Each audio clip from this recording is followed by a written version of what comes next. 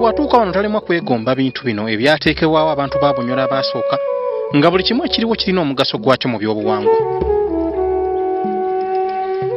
Wano tewabeera ntebe, kazibeere emmeeza ebitera okusangibwa mu madiira ag'omulembe guno.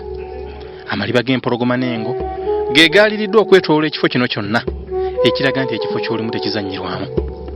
Okusinziira ku Yorokamu Nsamba, ono nga ye muwandiisi omukulu ow'Omukama, atulambuzizza ekifo kino n'atutegeeza ng'amaliba g'ensolo gano bwe gategeeza obuyinza n'amaanyi eby'Omukama. In ordinary people's houses, you'll find skins of goats, skins of sheep.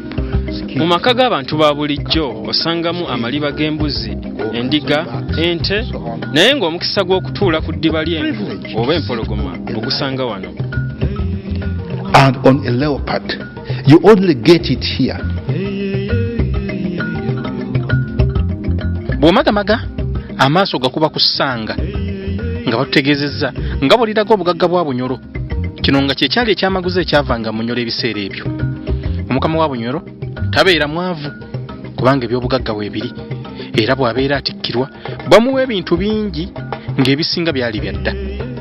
Engule z'Omukama ezisinga zijjudde ensimbi eŋŋanda eziraga obugagga obwakozesebwanga mu biseera ebyo. Only the greatest in the land. Asinga amaanyi mu kitundu kino ayambala ekyuma saako amayinja ag'omuwerero. Cowl shells on their heads. Bwe weeyongera mu maaso waliwo w'otuuka wonna nga wabikkiddwa ekiwempe ekiruka obulungi. Kino nno Omukama kw'atambulira bw'aba agenda okutikkirwa. Ekiwempe kino kituukira ddala ku Nnamulondo ya Bunyoro ey'edda eyatuulwangako Omukama Chwa II Kaabaleega eyatawanya ennyo Abazungu, era nga Nnamulondo eno ebikkiddwako olubugo. Nnamulondo eno eriko amagulu 9 ng'akabonero ka nnamba 9 kalaga omukisa mu Bunyoro. Kyova olabanga n'Omukama bw'atikkirwa bamutikkira saa 9 ogw'ekiro. Nsamba agamba nti entebe zino zaalinga 2, kyokka ku mulembe gw'Omukama Kaabaleega entebe emu yatwalibwa Abazungu nga ne gye buli eno tebagikomyangawo, kyokka nga wadde batuta ekiseera nga bagibabanja bakyeremye.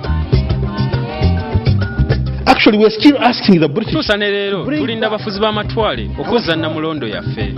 Mu kutikkira Omukama bamukwasa ebintu bingi ebiraga obuyinza n'amaanyi, muno nga mulimu enkumbi, ensawo ennansi erimu ensigo, okulaba ng'akulembera abantu b'okulima balema okulumwa enjala.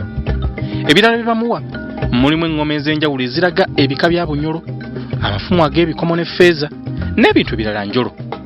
Ku luno bagattako ebivuga eby'enjawulo ebisinga nga byava mu mawanga amalala nga Alu, Madi, ng'ebirala byava mu bugwanjuba bwa Semazinga Africa ate ebindi mu Ethiopia. Wano era waliwo n'ekifaananyi ky'Omukama Chwa II Kaabaleega, omu ku bamanyiddwa ennyo mu byafaayo bya Bunyoro. Singa Omukama azaama, eŋŋoma ze zonna zivuunikibwa okulaga nti tewakyali afuga.